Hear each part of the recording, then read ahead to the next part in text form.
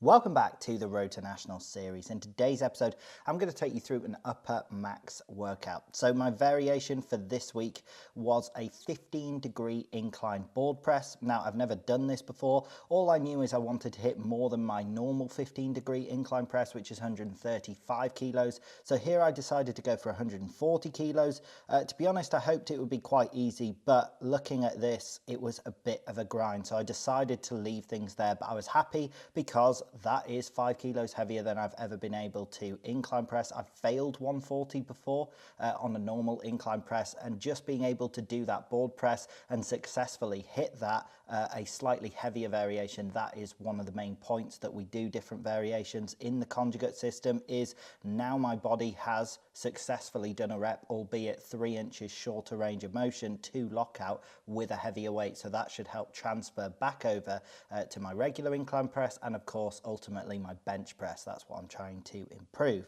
So moving on to the first accessory here, it was a Swiss bar overhead extensions. Now I used 60 kilos, which is basically the heaviest I've ever done on this. I think I've done 65 kilos before, but only managed to get like 2 or 3 reps or something. It was far too heavy. So here I managed to get 2 sets of 8, which I was very happy with. These felt exceptionally difficult. From like the first rep, they were hard. Honestly, I only thought I was going to be able to get like sets of 6s. So to get 2 sets of 8 felt very good, and my triceps are pretty sore this following day at the time of recording this voiceover. So they were definitely hit effectively there. So moving on to the next accessory, it is a mid neutral mag grip lat pull down, and I decided to go for 240 pounds here. So this is the heaviest I've ever done any lat pull down variation, and I got 2 sets of like 5.5 reps. I wanted to hit 2 sets of 6, but didn't quite manage to do it there. I was happy with these. The logic behind doing some heavier accessories, what I'm thinking of doing going forward is I do 3-week waves basically. That is based off my dynamic efforts, which build up over 3 weeks. And throughout those weeks, I also am wanting to build up the reps of my accessories. And I'm thinking of doing heavier compounds the first week after my deload week, so on week 1, and then do sort of mid reps on week 2, and then light reps on week 3 with my accessories. So that's why this week I've been going so heavy. That leads on to the next accessory here, which is chest press. Again, I went at an all-time heaviest with 135 kilos or 297 pounds here. And that first rep, just trying to like get it up from a dead stop is so hard. And then I was able to get 3 extra reps. So a set of 4 here, that is really sort of the maximum I would go with accessories, up to a set of 4. And to be honest, because that felt so heavy, I didn't feel I'd be able to get out of that bottom position with the same weight again. So I dropped it down just 12 pounds to 285 pounds for the next set. But it did allow me to actually get the weight out of that starting position and get, I think I got like a set of 5 here or something. And even right at the end, just to add some time and attention, I was trying to slow the lowering of the weight down massively and hold it for a few seconds, particularly on that first set. But hopefully doing heavy accessories like this is going to improve my neurological drive. I actually feel like for me, because I did bodybuilding with my upper body for like 5 years before doing any sort of powerlifting and strength training, I have quite a good base of muscle mass. I weigh about like 245 pounds. And to be honest, there are so many people who are like smaller than me who are way stronger. And the main reason for that is their technique is better, or their leverages are better, but also their neurological efficiency is way better. So the point of the accessories is to build up size in the muscles. That's why I like doing lighter accessories, but also trying to do some heavy accessories and throw them in for additional neurological stimulus is also going to be great. And then obviously with my max efforts, that is literally just trying to make my nervous system better, and my dynamic efforts is trying to make my nervous system faster, me be able to be more explosive and recruit more of my muscle fibers faster, which should help blast through like plateaus. So that is the logic behind that. Then moving on to the next accessory here, I did loo raises. So I did sets of 6 with the 15 kilo dumbbells, which is like tying the heaviest and most reps I've been able to do. And then I dropped down to the 10 kilo dumbbells, and on this second set here, I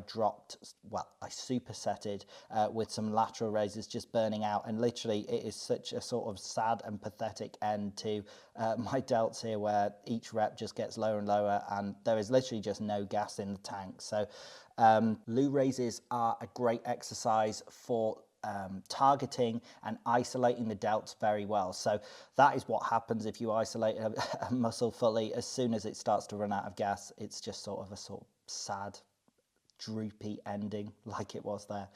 Anyway, they went well. Then moving on to bicep curls, I had a bit of a funny one with bicep curls. I didn't think I'd ever done 25 kilo curls on this preacher pad before, so I was wondering whether I'd get a rep at all, and then it felt really easy on the first rep, so I thought maybe I've got a set of 6 on this before. I think I've actually only got like a set of 4 on this before. I think I have done it before, but the sets of 6 on this first set felt pretty challenging. But to be honest, I think I was limited by my mind and my expectations and what I thought I'd done before, because I wasn't sure whether I'd done 25 kg at all before. I think I failed to do even 1 rep the last time I tried it, and I had to drop down to 20 kg. That is just from like fluctuations in strength from week to week. But here, I was definitely at my all-time strongest with my biceps, because on the second set, I realized I was like, I think I'm holding back a bit just because I expected myself to be weaker.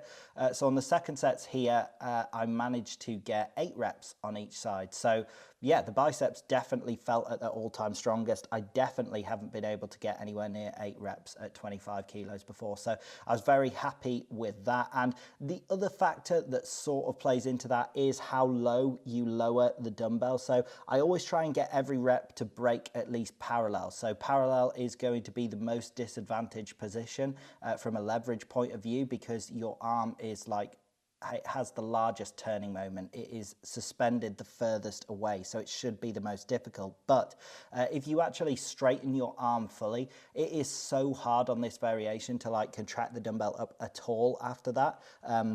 If you lock your elbow out. So I do think like on that first side, I locked my elbow out a little bit more on like the 6th rep, which is why I didn't feel like I could push to 8, and why that rep in particular was grindy. And then that limited my mindset on the left hand, because I'd already had that grind of a 6 rep on the right hand. But on the second sets here, I didn't quite lock out my elbow on any reps, and that's why I was able to push to 8 reps. But was happy with those. A definite improvement in the biceps. I only really started training the biceps again since the start of this series, so the beginning of 2026. I hadn't trained them for like 2-3 years before then. So yeah, the bicep strength is at an all-time high and has absolutely exploded since starting this series. So moving on to the last accessory here, it was ab wheels or ab rollouts. So this is, for me, I find the hardest ab exercise. It gets the most insane ab stretch, and this first set was ridiculous. I was trying to keep my core tight. So what you can do is like cave in and let your lower back like collapse. What I was trying to do is keep my back straight. So if you think of like you're a dog with a tail, trying to tuck your tail in between your legs, you're trying to keep a slightly cupped back. But I mean, it fatigued the abs so much, it literally felt they were tearing apart, to the point where on this second set, because the last time I did ab wheels like this, I had DOMs for weeks and weeks. On the 4th rep, I actually felt a bit of a twinge on this second set, and the strength was still there. I definitely could have kept going. Like, you'll see how easy this 4th rep moved. It wasn't like challenging, but I felt something was wrong, and I grabbed my abs there and I realized like I can either strain my abs and then that'll affect all of my training, or I can just be sensible and leave it there. So at the time of recording this, my abs feel fine. They are exceptionally sore, so it was probably right not to keep pushing them to a ridiculous level. So that is it for today's video. I hope you did in fact enjoy the video. If you did, drop it a like, drop a comment, subscribe, click the bell, all that good stuff, and I hope you have a great day.